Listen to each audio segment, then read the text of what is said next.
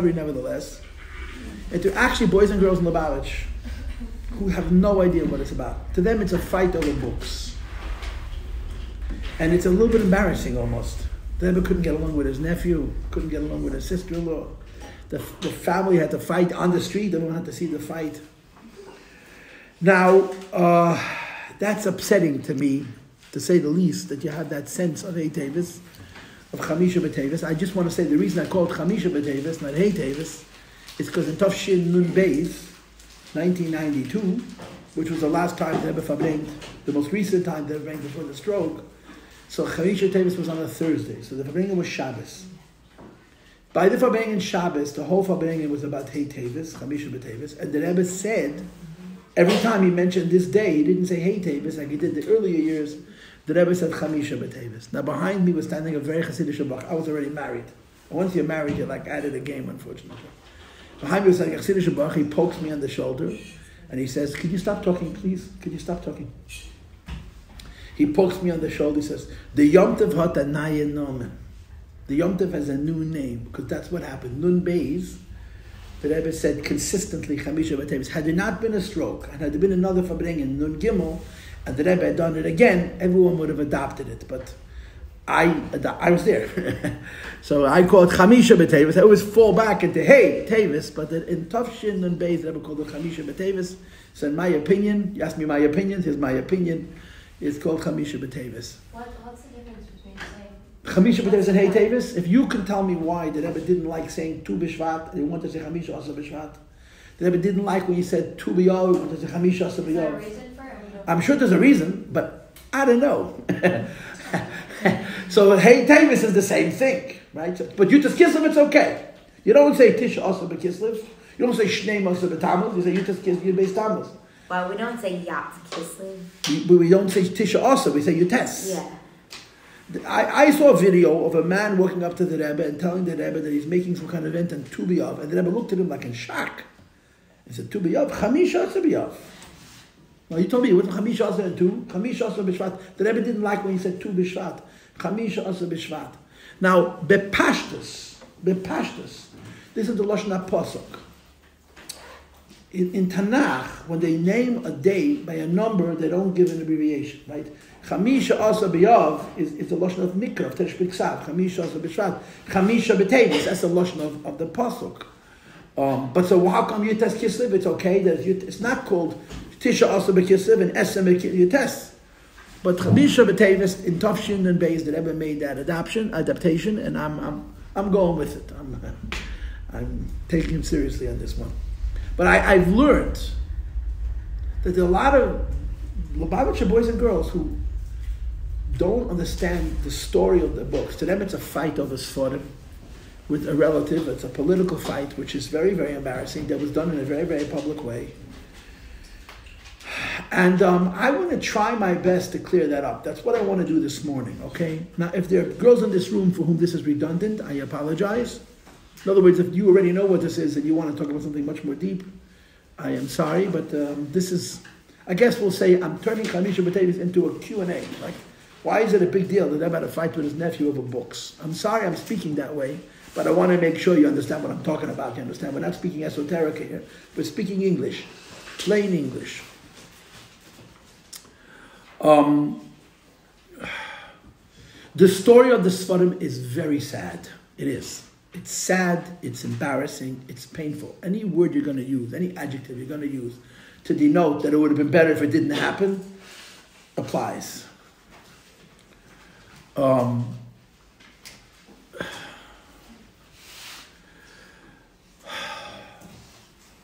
It is very painful. It is very embarrassing. And it was painful and embarrassing to the Rebbe and the Rebbetzin. Very much. And by the way, I should throw this out, that the Rebbetzin was very much behind the scenes. All the years the Rebbetzin was behind the scenes, we never saw the Rebbetzin. People didn't realize how much of a partner the Rebbetzin was with the Rebbe in the activities of Lubavitch. One of the few times that the Rebbetzin sort of became important and we knew that she was involved was when the Rebbe had his heart attack at Shalom Ches. The Rebbe actually moved into 770. And by the Pashtas Sfarim, when it came to the books, the Rebbetzin, Chaim Mushka, stood with the Rebbe, and she was a rock. And the stories that you hear about her, first of all, her famous deposition, where she said to the lawyers that the books belong to the Hasidim because my father belonged to the Hasidim. Those words, which the Rebbe said in a Sikha later, were the convincing words to the judge, that the books belong to the Hasidim because my father belonged to the Hasidim. Those were her words, were very, very important. It's a very, very tragic story. It is a tragic story. But the truth of the matter is that the Rebbe did everything in his power to avoid what happened.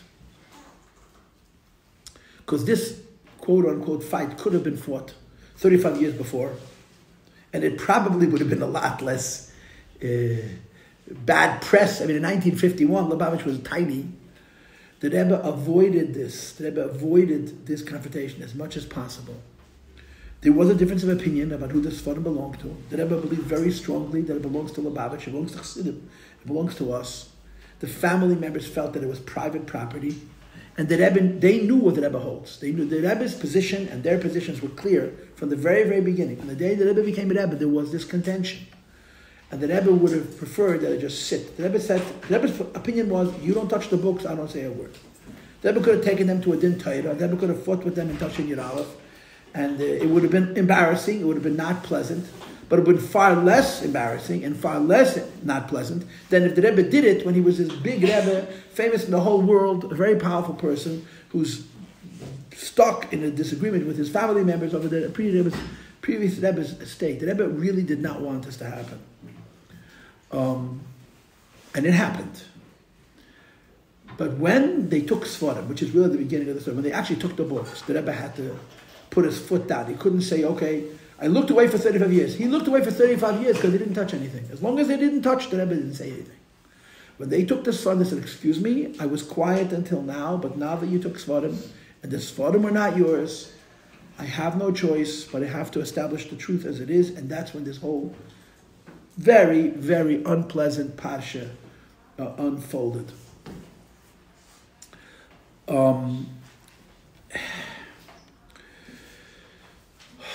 And I was your age when it happened. I was a little older than you are now. Which means, this may come as a surprise to you, but it is the truth. I was in the prime of my life. Nothing is holier than a Hasidic bacher and a Hasidic girl that's grown up. You know, when you're a kid, you're a kid. Once you're married, you have other responsibilities.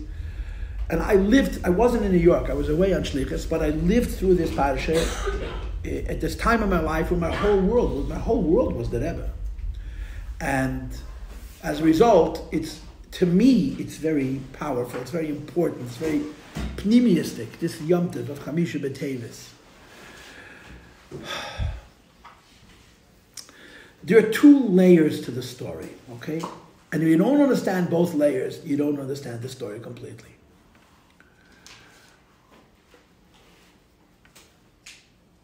The first layer is the practical layer, what happened. The practical layer is that as soon as the Rebbe, the Frierdiker Rebbe, came to America, the day the Frierdiker Rebbe came to America, he incorporated Lubavitch. He made Lubavitch an official organization with its own identity, its own tax numbers, its own registered in the state and the federal government as a legal organization. In fact, he made several organizations. He made an organization which is called Merkaz Le'Inyanei Chinuch. He made an organization which is called Machaneh Yisrael. These are separate organizations. And he made an organization which is called Agudas Chasidei Chabad. Each one of these organizations are separate. They have a body, they have a group of people who are officers in these respective organizations that they oversee the activities and the work of the organizations, and they're responsible for the organizations. When the Frierdiker came to this country and he bought 770, he did not buy 770 as personal property. He bought 770 as the property of Agudas Chasidei Chabad. When the Second World War ended and the Frierdiker was trying to get his library back from Europe, he wrote letters to many people asking for help to get his library back, and he identified the library as the property of Agudas Chasidei Chabad that belonged to the community. Agudas Chasidei Chabad means the union of the Lubavitcher Hasidim. That's what the Rebbe did, the Frierdiker Rebbe. He made everything legal. Everything was above board. Now in Russia, it wasn't that way. It wasn't. In Russia, the Rebbe did what he wanted. Nobody asked any questions. The Rebbe did what he wanted. What happened in the Rebbe's family was none of anybody's business. The Chassidim mixed out, you understand? But the Frierdiker came to this country, he officially organized Lubavitch as a legal body. You know, one of the most amazing little pieces of this story of the Sfarim in 770 is, I have a tape of a man whose name was Shmuel Isaac Popak. When the Frierdiker bought the building of 770, he asked him to be the building manager, the first building manager of 770. And the Frierdiker said to Mr. Shmuel Isaac Popak, Rabbi Shmuel Isaac Popak, every month come to me and I'm going to give you rent. The Frierdiker Rebbe paid rent to live in 770. Now explain to me, if 770 belonged to the Frierdiker Rebbe, why does he pay rent himself from one pocket into the other pocket? The answer is because the Frierdiker Rebbe saw 770 as the property of Lubavitch, Agudas Chasidei Chabad. When the Frierdiker Rebbe passed away, the family felt that that was a front. It was just for purposes of taxes and government and America. But in reality, the building of 770, the library, which today are worth many millions of dollars, really was like it was in the previous generations, that the Rebbe owned it privately and the Rebbe did whatever he wanted with it. And they wanted to do the same thing. They wanted to divide the estate. And the Rebbe said, no, the Frierdiker Rebbe incorporated as a good Tzidich Chabad. And they said, well, you know, we didn't really mean it. And their proof was from the earlier Rabbi. Now, the truth of the matter is, even the earlier Rabbi, who didn't incorporate, and when every Rebbe passed away, there was a division of an estate, there's a lot of evidence that the Rabbeim were not happy. The Rebbe felt, when the Rebbe becomes the Rebbe, he sits on the chair of his predecessor. Whatever belonged to the predecessor automatically belongs to him.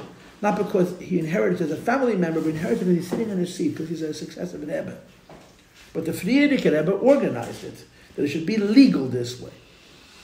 And the Rebbe said, the Frierdiker Rebbe means what he says and says what he means. He doesn't play games. If the Frierdiker Rebbe incorporated 770 in the library of the proper Agudas Chasidei Chabad, he didn't do it to save money on taxes. He didn't do it to get the United States government to help him get his library back from Europe. He did it because this is what he wanted. That's the essence of the disagreement. You have to stop speaking, please. That they were saying that he didn't mean it, and the Rebbe said he meant it. And for the Rebbe to say that the Frierdiker Rebbe was lying was a very big avera. To say that the Frierdiker Rebbe did something he didn't mean, that he was being duplicitous, he was playing around, was something that was beyond the pale for the Rebbe. This is how you explain the story at a practical level. And that's what the case was about. They were claiming that it's private, and they were bringing rayas from earlier generations. We were claiming that it's public, and we were bringing rayas from our generation. You understand? I don't know how many of you are listening to me, but if those who are listening, you understand the dynamics, yeah? What's fascinating is, one second, is if you ever read the judge's verdict, the judge was a goy. And I read it years ago, I haven't read it recently. The judge understood that what the Frierdiker Rebbe did was really always true. The court case lasted 3 weeks. The court case over the book lasted 3 weeks. The entire court case. That's it? 3 weeks, it's a lot of time. Testimony, just testimony. I always thought it was way longer. It took the judge a year to give a verdict, but the court case was 3 weeks, which is 15 days. Full days, supposed to do some depositions also. And they brought in witnesses. We brought witnesses, they brought witnesses to explain what Lubavitch is, what Chassidus is. They explained Maimid, the money the Chassidim gave at Rebbe for his own personal mitzvah. The judge got a picture of what Lubavitch was like. And in his verdict, the judge writes that what the Frierdiker Rebbe did in coming to America was really not different than what his predecessors did. He simply made it legal. In other words, in times of the Alter Rebbe, in times of the Mittler Rebbe, Chassidim gave the Rebbe money. They gave the Rebbe the money to do whatever he wanted with. But he gave the Rebbe the money to do whatever he wanted with, based on the understanding that in the words of the Rebbe, and the Rebbe belongs to the Chassidim. The judge understood that it wasn't just that the Frierdiker Rebbe made a change, but the change that the Frierdiker Rebbe made were in the spirit of what the Rabbeim always felt. That when a person is a Rebbe, his identity becomes public. So when he passes away and he leaves his son who takes his place, his children will get to divide the estate. It belongs to the son who sits on his seat because it continues to be a public trust. Now, it wasn't the way it was. They did have Dinei Torah. There was a Din Torah when Tzemach Tzedek passed away, Din Torah when the Rebbe Maharash passed away, and they did have a division of the estate. They did. Which is why they were claiming that there should be the same here in America. But the judge understood that the emes is that Rabbeim would have been happier if in earlier generations they had left it the way it was. This was the story. And on a practical level, the Didan Notzach was the understanding of the judge that what the Frierdiker Rebbe did was serious, And it's consistent with the tradition of Hasidim that a Rebbe is the head of a movement who can do anything he wants. He has power like a king. But his whole identity is the Hasidim. And because his whole identity is the Hasidim own the Rebbe. They own the property that belongs to the Rebbe because this is how they contribute to the Rebbe and to the Rebbe's causes. And therefore belongs to Agudas Chassidic Chabad. That's how the judge ruled. This is the story of the books.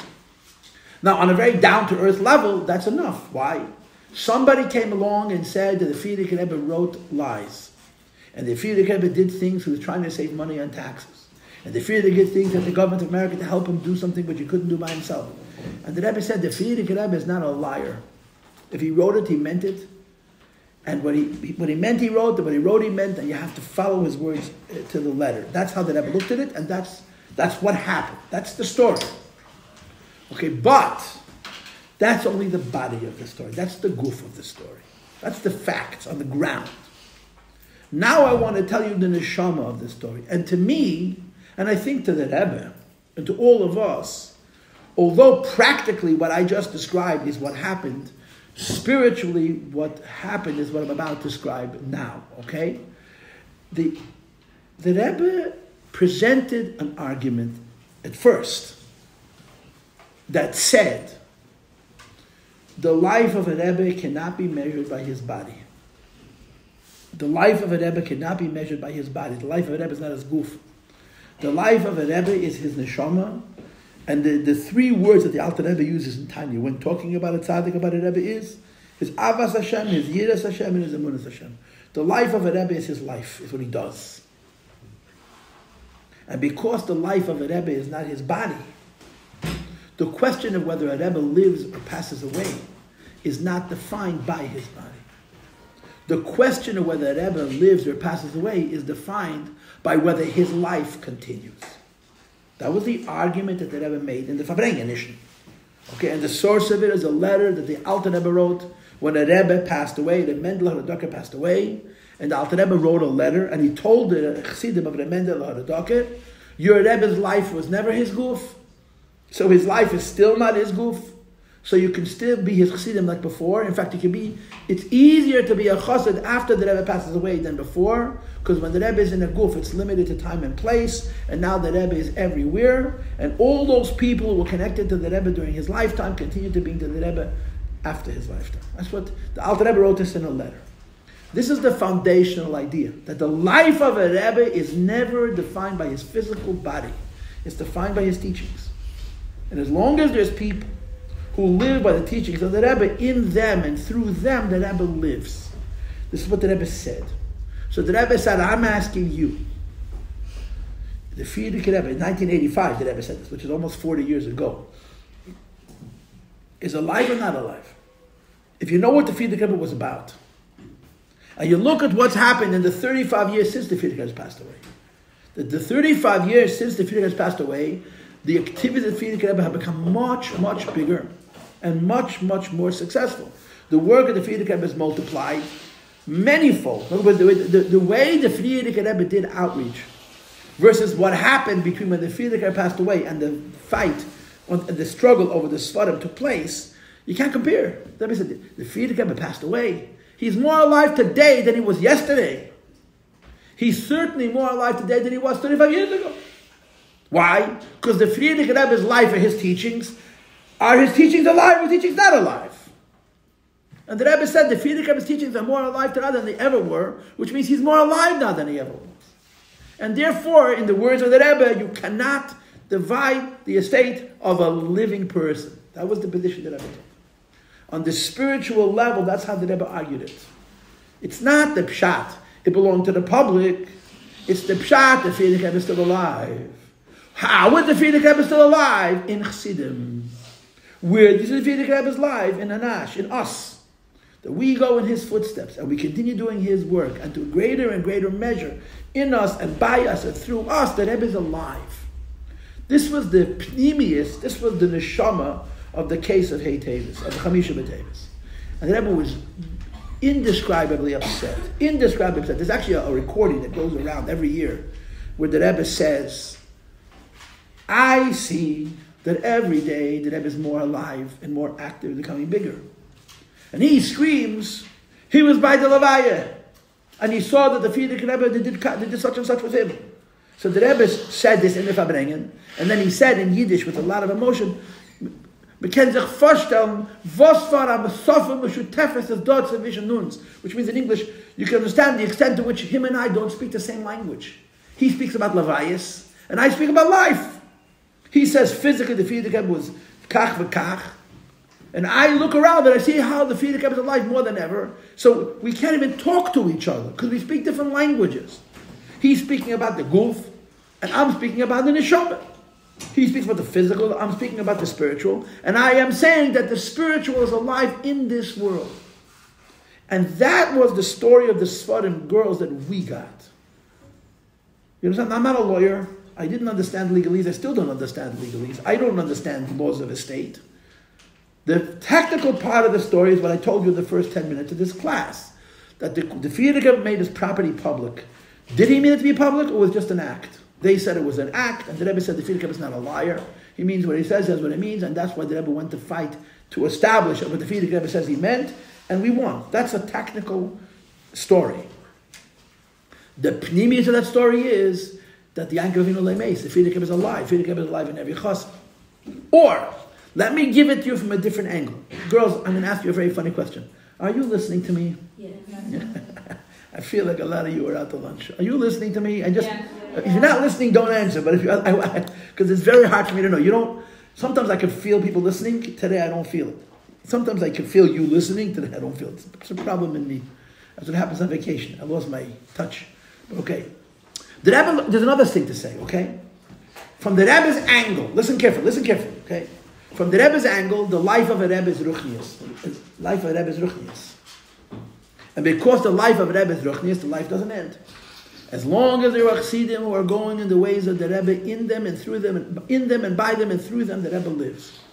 When someone comes along, 35 years after the Frierdiker Rebbe passes away, and says, Lubavitch is over. The Frierdiker Rebbe passed away, Lubavitch ended. Maybe now there's a new Lubavitch, but that Lubavitch is gone.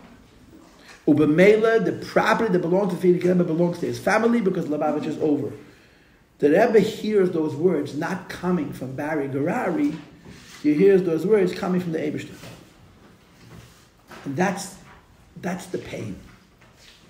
When the Alter Rebbe went to jail, and he asked why is he in jail, and he was told he's in jail because he's spreading too much chassidus, or the chassidus is not being used well enough. The Rebbe, when the Sfarim were taken, and this whole thing happened, and unfortunately the Rebbe insisted, the Rebbe had made the decision that he has to fight this battle, he can't let it go away, and it went dafke public. They spoke about it publicly. What the Rebbe saw was somebody questioning whether the Frierdiker Rebbe is still alive. Now, if someone questions whether the Frierdiker Rebbe is still alive, what are they really questioning? They're questioning if the Rebbe is sitting on the Frierdiker Rebbe's seat or not. You understand? That's another angle. The Rebbe screamed, the Frierdiker Rebbe is still alive because there's chassidim. But someone is challenging that. Someone is saying, no, it's not true. The Rebbe didn't see the challenge coming from physical people. The Rebbe understood the challenge the same way the Alter Rebbe understood the challenge, that he went to jail for ruchnistic reasons. The Rebbe saw the taking of the books as a sign from heaven, my law, that someone is challenging the life of the Frierdiker Rebbe, which means, in practical terms, does the Rebbe continue the life of the Frierdiker Rebbe, or is it a separate thing? Now, to our Rebbe, there is nothing in the world deeper than that. So, if you want to understand why the Rebbe got so upset about the Sfarim, yes, on one level, because someone said the Frierdiker Rebbe was a liar and a thief, pretty much. But on another level, the Rebbe was upset because somebody was saying that when the Frierdiker Rebbe passed away physically, he passed away spiritually, and the Lubavitch, which is alive today, is something new. And to the Rebbe, this was unacceptable. The Rebbe had to establish that the Frierdiker Rebbe lives on, and we all understand what that means. The Frierdiker Rebbe lives on in the Rebbe. And if it goes into a Goyish court, and a Goyish judge has to be the one who oversees that case, the Goyish judge doesn't have free will when it comes to this matter. Because this is a Jewish affair, it's not a Goyish affair. So the Goyish judge has no free will. Whatever he paskins is the psak din of the Eibishter. So the Rebbe fought this battle to establish on a spiritual level that the Frierdiker Rebbe is still alive. Establishing that the Frierdiker Rebbe is still alive is establishing that the Rebbe continues to be the Frierdiker Rebbe. It's not a new Metzias. Do you understand what I'm saying? Huh? Yeah. To quote the Gemara that the Rebbe quoted throughout the Pashtas Sfarim over and over and over again, the Rebbe kept on saying the expression, Ma Zare Bach. The Gemara says, Yainkev Avinu Loi Meis. Everybody knows this. Yainkev Avinu did not die. And they said to him, what do you mean that he didn't die? We were at the Levaya. And the explanation that is given is, Ma Zare Bachayim Avhu Bachayim. So long as his children lives, he lives. Ma Zare Bachayim, his children. If the children of Yainkev Avinu live, the way Yainkev Avinu want them to live, in them and through them, Yainkev Avinu lives. And that was the point that the Rebbe made. So when we won the case, when we had the Didan Notzach, as we call it, right, which is Sunday next, and I mean, you guys were not burned yet, right? Some of your parents may have been children. I don't know, unless you're one of the youngest in your families, right? Your parents are younger than I am, right? So even your parents may have a hard time remembering this. But for a week, we partied. For a week, from a Tuesday morning till a Monday night, 770 was a Fabrengen non-stop. In the middle, we had Nasara Teves. Of course, we couldn't eat, but before that and after that, we said L'chaim. I wasn't here. I missed I missed everything. The whole I left right before it started. I came back right after I came back. In fact, Hey Teves Memches, when the Rebbe made officially a Yom Tov, 1988, the next year, I was also not here. I was in Russia. I missed everything except the Sfarim I missed. I don't know why. That's the Metzias Advarim. I wasn't here. But what were we celebrating? We were not celebrating. We won books 1770. We were celebrating the idea that a Rebbe's life is not measured in his goof. And as long as we live where the Rebbe lives in us. And most directly, that our Rebbe is the embodiment, is the life of the Frierdiker Rebbe. That's the Didan Notzach. Okay, it came out about a building called 770. It came out about Sfarim, which is why, every Yom Tov needs its minhagim, right? On Chanukah you light a Meneda, yeah? On Chamisha B'Teves you buy books. You're supposed to buy Sfarim and Hey Teves, but it's not about Sfarim. It's not about Sfarim. It's about Zare B'Chayim Hu B'Chayim. That as long as there are Hasidim who follow in the footsteps of the Rebbe lives. Mendaftas dead-headed. You have to appreciate that. So I remember exactly 30 years ago, this Sunday, it was the first Hey Teves after Gimel Tammuz. Gimel Tammuz was 1994, okay? Gimel Tammuz was a Sunday. It was a Matzah Shabbos to a Sunday. Sunday was Gimel Tammuz. I remember those days very vividly. But that week, I started a class for ladies, which goes on till this day. It used to be very big. When it first started, people came. That week, we started a shir, which goes on with all kinds of limitations now also. But the first Hey Teves, Tafshin Memhei, 1985, I gave a class to a room full of ladies. In those days, I would literally get between 80 and 100 women a morning. Then I dwindled to like 6. But for a long time, a lot of people came. So I told the story of Hey Teves as I understood it then. And a lady who's much older than my mother, Gesund, stood up and she said, it's not over. It's not over. Because the story of Chamisha B'Teves girls is the story of our identity as Lubavitcher Hasidim. You want to understand why Hey Teves is a big deal? Hey Teves is a big deal because of Gimel Tammuz. Because the message of this, what we're going to celebrate this Sunday is not the books. What we're going to celebrate this Sunday is the idea that a Rebbe, a tzaddik, lives as long as he has Chassidim, period. It's that simple. Chassidim go in the ways of the Rebbe. And they live the way the Rebbe taught them to live. And they do what the Rebbe told them to do. And they make the sacrifices the Rebbe expects of them to make, so long as Zare B'Chayim, Hu B'Chayim. As long as the Chassidim follow in the ways of the Rebbe lives. So Hey Teves is a bigger Yom Tov now than it was then. Because for us, our identity, you're born and bred after Gimel Tammuz. You're Chassidim of the Rebbe. I always say the same thing. I was in Florida just now, and I talked till my voice box came out. But a guy said to me, Rabbi, one thing you said that you liked, and it's really worth repeating. I forgot where I saw it, but I saw it in some publication. There was a Rebbe in Eretz Yisrael, a famous Chassidim, his name was Yisrael Alter of Gur, the Gerer Rebbe, the Beis Yisrael. He passed away in 1977, also almost 50 years ago. The Beis Yisrael, somebody told me he was at the Rebbe's wedding. But he never came to America. He never saw the Rebbe as a Rebbe. The Beis Yisrael was a very different kind of Rebbe. Chassidus, the Ger is a very different kind of Chassidus. And the Gerer Rebbe, the Beis Yisrael, paid close attention to what the Rebbe was doing. He knew the kinds of things the Rebbe was up to. And he always used to say, the Lubavitcher Rebbe, the Rebbe pink for them, the Lubavitcher Rebbe is the Rebbe for this generation. The Rebbe knows how to deal with the post-Holocaust world. So but any time anybody came to Israel from America who he knew, he would call them and say he always wanted to know what's going on in 770. He wanted to keep up with the Rebbe. So he said once to somebody that the Rebbe, those words, the Lubavitcher Rebbe, the Rebbe pink for them, the Lubavitcher Rebbe put exactly this generation. But why does the Rebbe scream so much? In the 1970s, the Rebbe used to scream a lot about issues. He would scream till his neshama came out about all kinds of issues. He didn't do it for the first 20 years of his Rebbeship. After the 6-day war, the Rebbe used to scream about things they were said about. He would scream.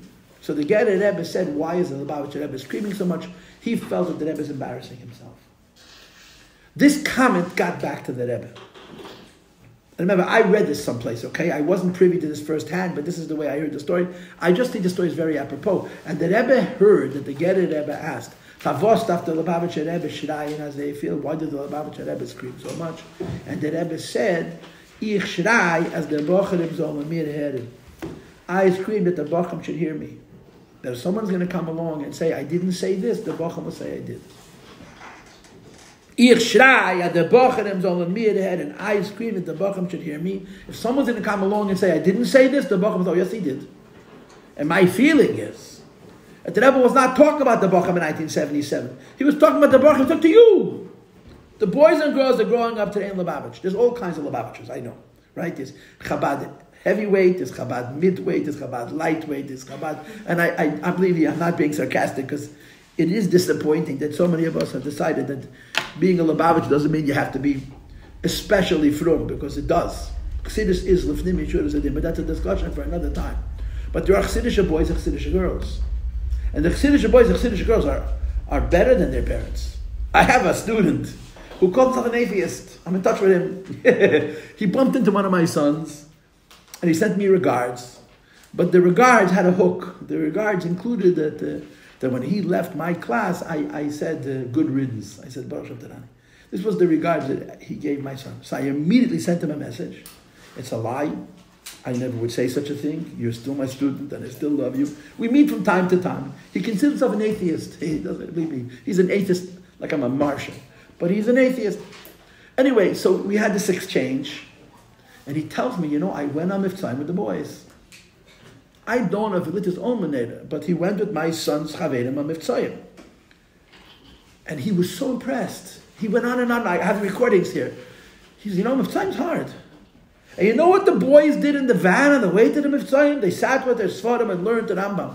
He was so impressed. He was my student in 1997. He knew the Rebbe personally. He was born probably in the late 70s. He knew the Rebbe well. Unfortunately, he has his journey. Everybody has his journey. But my kids, the boys he was sitting in the van with, they were born more than 10 years after Gimel Tammuz, more than 50 years after Gimel Tammuz. And they're Chassidish Abachar, they're no less Chassidish Abachar than we were. They're more. Why? Because they don't listen to the Mashpiyim. Don't misunderstand. The Lubavitchers who really get it, the kids of yours that really get it, they put on a tape of the Rebbe, listen to the Rebbe's original words, and they tell the Mashpiyim, don't tell me what to think, just tell me what the Rebbe said. The Rebbe said, Ich shraya the Bocham Zol Meher, means you. If you want to understand why Chamisha B'Teves is a Yom Tov, because the Yom Tov Chamisha B'Teves says a simple thing. A person can come along 20, 30 years after Gimel Tammuz and choose to go in the ways of the Rebbe and let the Rebbe teach him how to serve the Eibishter. And he takes that inspiration and he lives his life actionably, b'payil mamish, practically, based on the instructions that the Rebbe gives, that person keeps the Rebbe alive. Or you can't say that. That person adds life to the Rebbe. The Rebbe is more living because of each Lubavitcher boy and girl who grows up and doesn't say, Lubavitch is too hard. I'm going to take a lighter version of it, or a mid-light, or a mid-weight.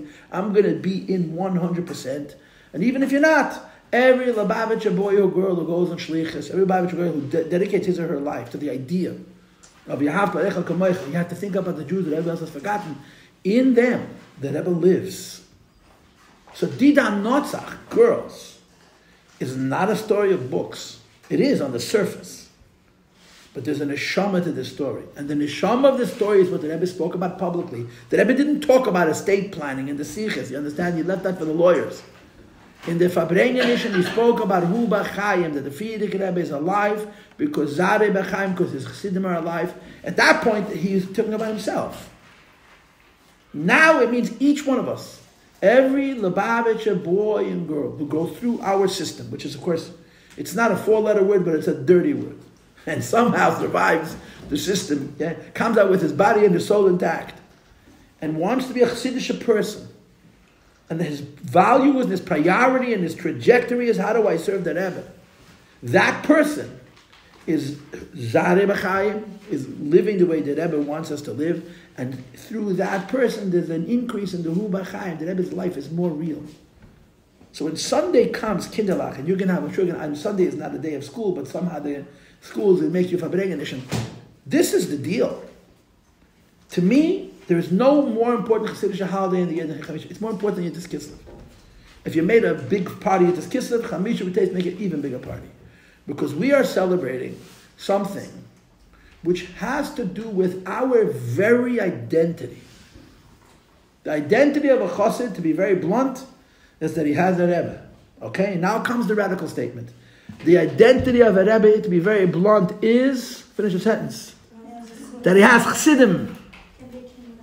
That he has chassidim. The Rebbe Maharash, the fourth Lubavitcher Rebbe, told someone in the Yechidus, Eib Tzedor chassidim is da Rebbe. Aber chassidim was tun. Und als the chassidim tun nicht, machen sie den Rebbe ois Rebbe. Anybody speak Yiddish still, or that's forgotten? Yeah. You know Yiddish? The Rebbe Maharash said, as long as there are chassidim, there's a Rebbe, but the chassidim have to work. Huh? You speak Yiddish? Time to go? Okay. No. 25. Yeah, it is 25. Yeah, but if the chassidim don't do, the Rebbe Maharash said, they de-Rebbe the Rebbe. So it goes both ways. When every boy and girl grows up in Lubavitch and chooses a life which is consistent with the will of the Rebbe, Chamisha B'Teves, the Didan Notzach is more. That's the story. That's the part of the story that I was made to understand that some of you never heard. So I gave you this version of the story. Okay, a good Shabbos and a good Yom Tov.